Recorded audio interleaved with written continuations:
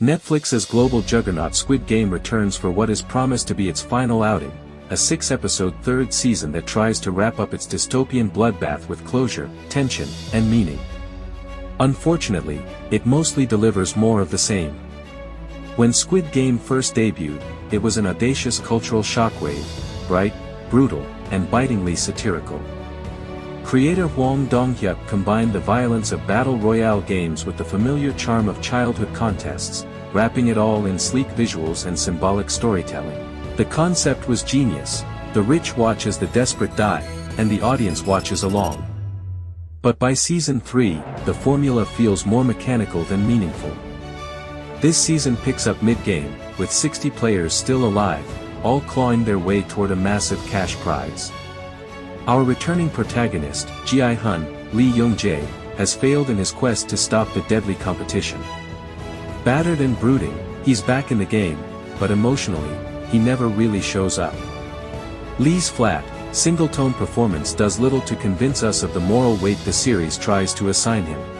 The new games lack the spark and invention that once shocked us. They're stripped down, predictable, and emotionally empty. Tension lingers, but it feels more manufactured than earned. The suspense isn't about who wins, but who's next to die. The supporting cast is a parade of paper-thin archetypes, pulled straight from war and Western tropes. Jun-ho's search for his villainous brother drags on as one of the most pointless subplots in the series. Meanwhile, the masked VIPs, always caricatures, are even more absurd and inconsequential this time around. Still, Squid Game remains visually compelling. The oversized sets and stark, childlike color palette are as haunting as ever. Hwang still knows how to stage death with style, but the soul seems missing. For fans who view the series as a brutal allegory for late-stage capitalism, Squid Game continues to serve its metaphor: the poor crushed for the amusement of the rich.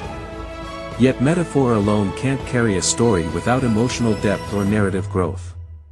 In the end, Squid Game Season 3 is more spectacle than story, more repetition than revelation. The show's original power came from its surprises and stinging social commentary. Now, with the game nearly over, we're left with nothing but blood and echoes.